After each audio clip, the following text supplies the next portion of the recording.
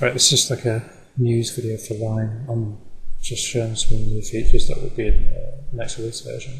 The main reason the black one, like, there's not been updates in the past few weeks, or 2 or 3 weeks, is because I've not had access to like my files, like project files and stuff, for about 1.5 weeks. I've got a new computer and I spent a while like building that and stuff, getting that all sorted and then copying over all the new files and stuff. So I've been doing that for a week, and then I played Bioshock Infinite for like 3 days, so it took a bit of time. But I've got some major operation this afternoon, so I'll be not really in a productive state for a few days. But yeah. In terms of backups, I should have made this video like before I did my computer. But in terms of Black Ops 1 and Modern Warfare 2 support, I'm not going to release it until I can receive a few more donations. I've not received as many as I would have liked to for the initial release. So, because I can make a lot more money doing like freelance programming, but so unless I cover my costs for like the time I spend doing this, it's not really worth me doing it. So that's why I decided to like just do like a donation run before updating with the Black Ops 1 and Modern Warfare 2 support. If I don't get donations, I'll release the other updates, but just won't include Black Ops 1 and Modern Warfare 2 integration. In terms of new features, there's a new GDT system, because like if you export it and then export it again, sometimes the GDT got corrupted, like if the program didn't close properly, or if you like ended the process and stuff like that, it wouldn't like neaten off under the file, which could cause problems. So there's like a whole new like, system for it. There's a new folder that's called GDT Cache.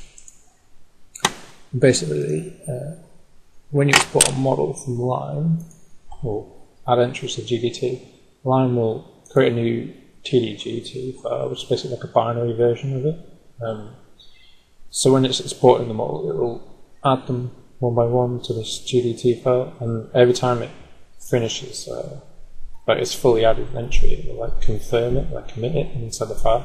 So these files are like crash safe, so even if the program crashes, like it won't get corrupted. It handles itself.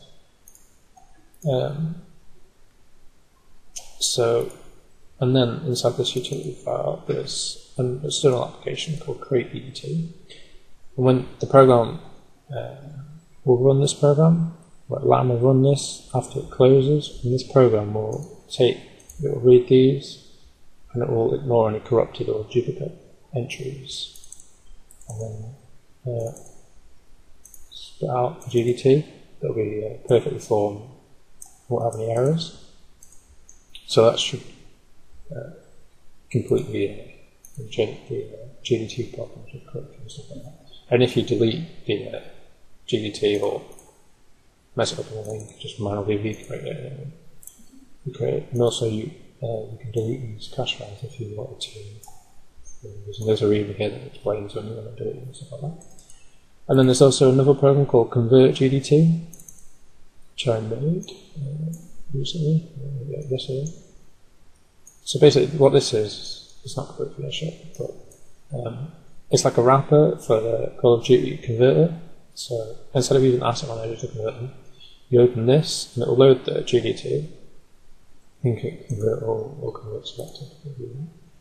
Basically, if you use convert all in like Pub5, for example, if you go open up like the Super GDT, like this one, and then go convert all, basically converter will check all your GDTs that you've got in like source data, and if you've got a converted asset that you no longer have the GDT for, it will actually delete it, which I don't like really know.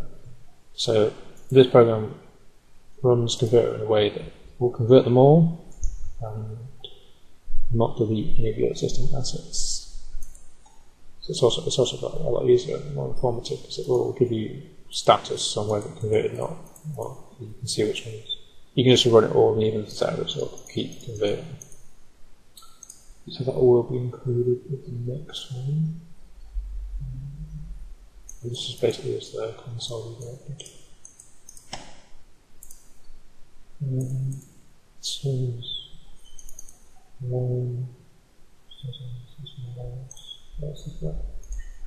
Yeah, there's a new DDL called IWD, which is basically as Modern Warfare 2 Black Ops 1 IDVDs, which are basically like RAW formats.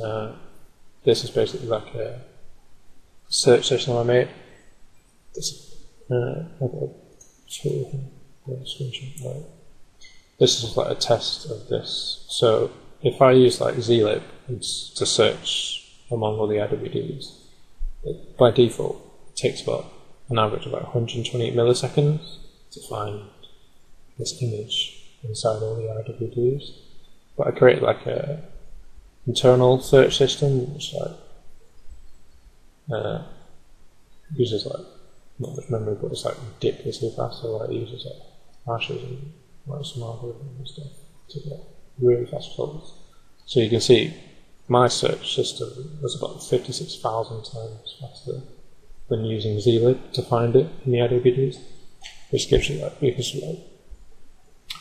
really fast exporting of images for Black Ops 1 and Modern Warfare 2.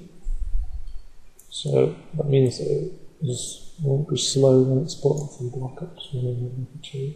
I actually haven't got Modern Warfare 2 installed in this computer yet, but I have some screenshots. Unless you can see them. This is some Modern Warfare 2 stuff I've got. I had that and it didn't come out. So the Modern Warfare 2 and Black Ops 1 model export was done like 2 weeks ago, but with the new computer and buying from Bioshock, like they haven't really been able to make a release video, so to speak. I think that is it.